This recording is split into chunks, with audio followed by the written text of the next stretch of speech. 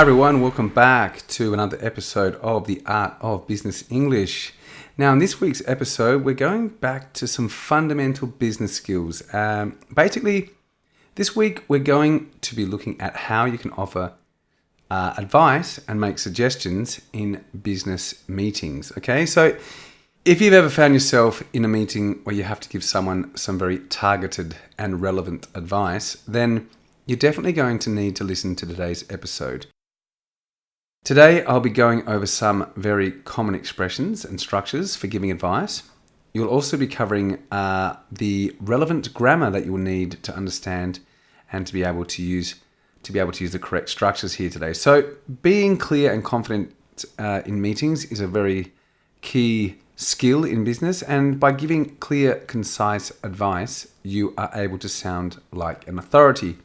So, in today's episode, we will be covering the following: an overview of the second conditional, how to give advice, how to make suggestions, and I'll put it all together in some examples in context. So sit back, make yourself comfortable as we go deep into giving advice and making suggestions.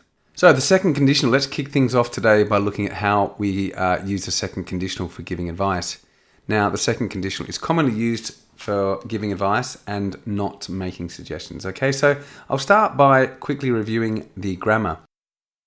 The second conditional has the following structure. Okay, so you need the if clause, which is the simple past, and then the main clause with would. So an example of this would be, if I were you, I would try and save more money. Remember that if clause can come first in the sentence, or it can be inverted and come as the second part of the sentence. So let's take a look at an example. If I were you, I would try and talk to the boss first. So here the if clause comes first, and I would take a few days to consider if I were you. So here the if clause comes second. Now make sure that you always include a comma after the if clause if the if clause comes first in the sentence, okay? Obviously that is not as relevant when we are speaking, however, written English, it's important, okay? In the following part, we're going to look at both the negative form and the contracted forms. So contractions, we use the contracted form of would, and this is very common in spoken English. So let's have a look at the pronunciation, because that's very, very important. So I would be I'd. I'd. You would, you'd. You'd. He would, he'd. He'd. She would, she'd. She'd. It would, it'd. It'd. We would, we'd. We'd. And they would, they'd. They'd. Okay, so you can see that the contracted form is very different from the non-contracted form, okay? But very common in spoken English.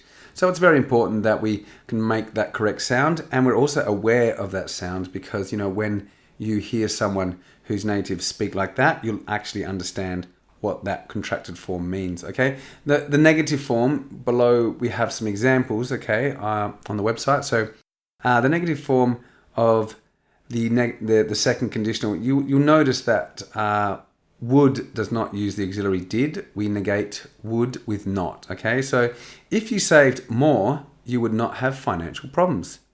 And the contracted form of that would be, if you saved more, you wouldn't have financial problems. So the contracted form of would not is wouldn't. If you did not negotiate, you would not close any deals. And if you didn't negotiate, you wouldn't close any deals, okay? So we're negating the verb to negotiate, and then the negative of would is would not, okay, or wouldn't. So now that we understand how to use the second conditional, let's put it into the correct context for giving some advice, okay? The most common structure that is used in the second conditional form for giving advice is, if I were you, or if I was you, I would, okay? So you can see the simple past of was or were, and then the second clause is I would. Now here you will notice that the subject used is you, okay? And keeping in mind that we always offer advice to someone else, you could also use the following subjects. So if I were him, or if I was her, okay? If I was you, the vosotros, and if I was them. Okay, so he, she, you, and they. And it's also interesting to note that you can use both was or were in the above structure, even though the subject is you. So you can say, if I was you or if I were you. In this structure, both are correct, okay? So to recap, we use the second conditional to give people advice based on our personal opinion. The second conditional is always a possibility and not a strong argument, okay? So it's a nice way to offer advice without being too overbearing, okay? Now, in the next part of the episode, what I'm going to do is I'm going to look at some modal verbs which are commonly used for giving advice, okay? So let's have a look at giving advice. So what are modal verbs for giving advice and making suggestions? Let's review those. Right, we can use should, ought to, and had better, okay? These are often used for giving advice, okay? So you should consider all the options before taking a decision. You had better listen to the engineers before going ahead with the project. So should and ought to are practically the same. They're synonyms, okay? They have the same meaning. But had better has more of a warning tone about it. So if you want to make a strong suggestion, then you can use had better. But if you want to give some general advice or make more generalized advice, then you should use ought to or should, okay? Now, let's have a look at the structure for using these modal verbs. So you can use all the subjects I, you, he, she, it, we, they, and I should, you shouldn't, or you should. You can use he or she ought to, we ought not to, which is the negative form, had better, or we had better not. And you can also contract had to be just apostrophe D. So you can put the subject, we, for example, and put we apostrophe D, which would be we'd better, we'd better not, okay? Or we'd better or we'd better not. And then you have the base form of the verb, which is, in this case, consider. And then you have the object, which is all the options. So remember that the base verb that comes after should, ought to, and had better, they all are what we call a bare infinitive, which is basically an infinitive without to, okay? Let's take a look at how we can apply these modal verbs. So using should, ought to, and had better for advice. All right, so using should and ought to for general advice. We use should and ought to for general advice. You should understand all the facts before coming to a conclusion. She ought to work harder. Okay? Now, use had better or had better not only for very strong advice and warnings. Okay? Had better is much stronger than should or ought to, as I mentioned before. And it suggests that something negative will happen if you don't take the advice. So we only use it in speaking. All right? It's not really used in written English. So an example of this would be, you had better talk to the manager before making this decision.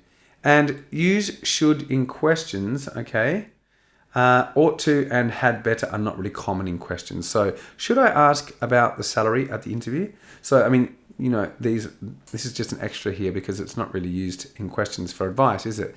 Advice is always the affirmative or the negative. So remember to use should in questions and not ought to or had better.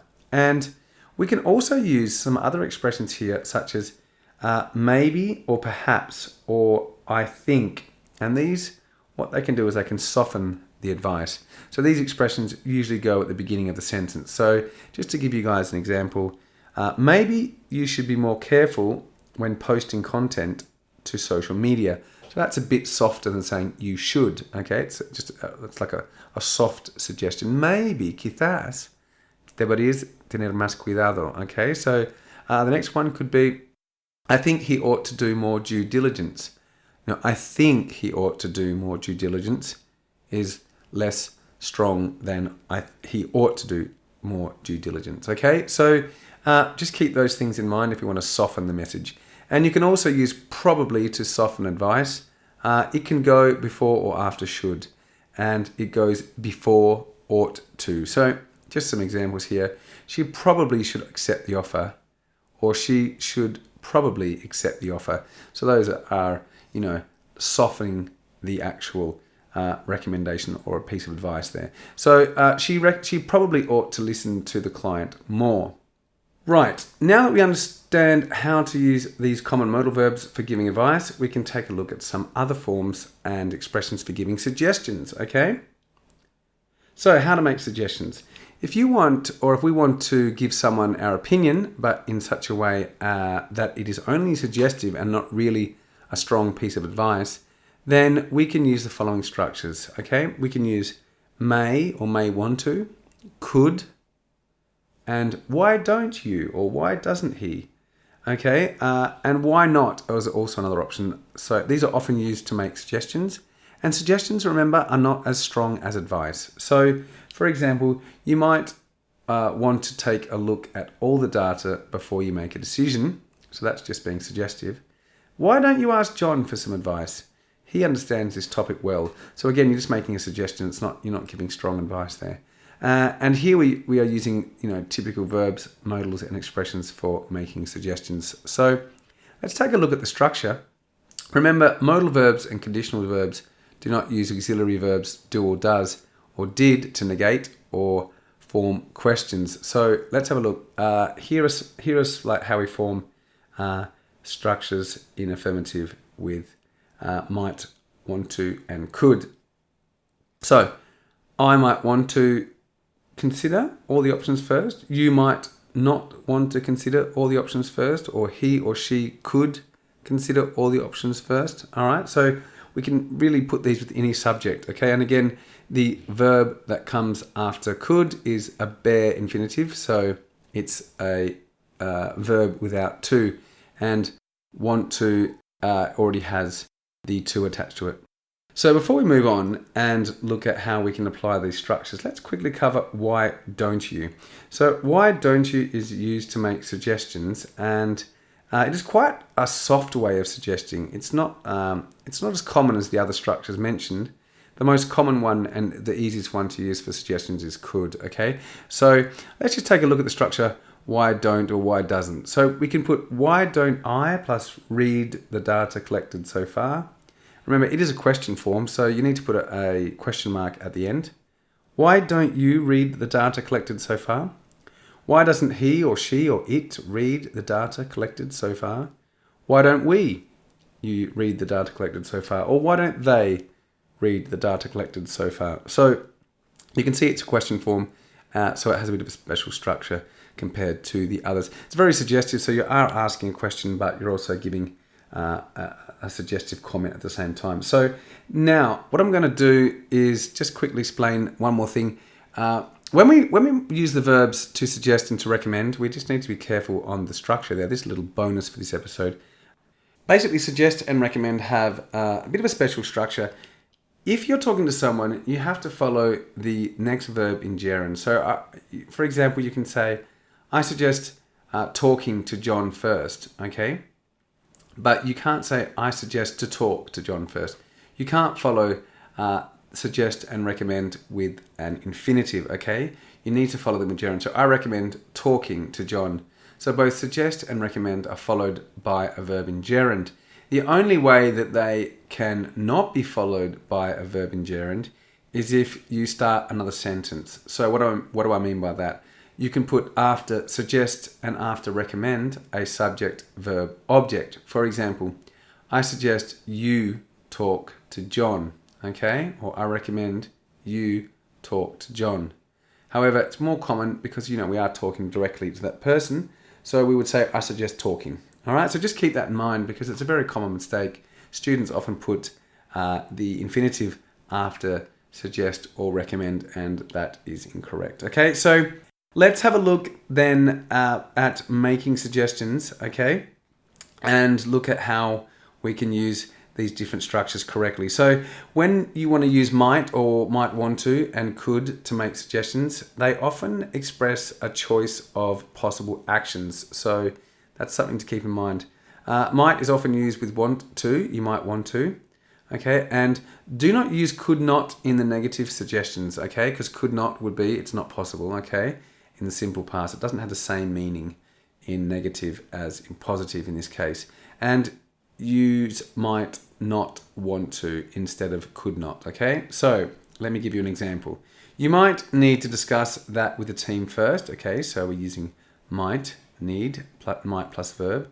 Or with want to, you might want to think about the impact this could have on the company's results. So here we're using might want to. Now, you might not want to negotiate too hard in the beginning. So here we're using might not in the negative form. Now here, just regarding could not, for example, you might not want to ask many personal questions in the interview. If you say you could not ask many personal questions in the interview, it doesn't mean what you think it means, okay? It could not means it wasn't possible, okay? Now, why not and why don't or why doesn't are both question forms and end with a question mark, okay? So why don't you prepare a survey to find out more about our target audience, okay? So it's a question. Why don't or why doesn't and why not are very common in conversational English.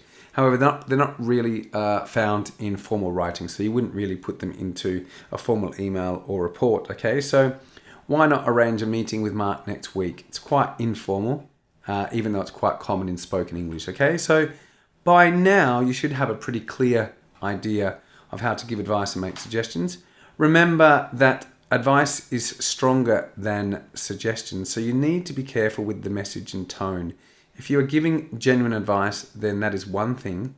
But if you only want to make a suggestion, then you should not confuse this with the structures for giving advice, especially in a situation where someone follows your advice and the result is negative, okay?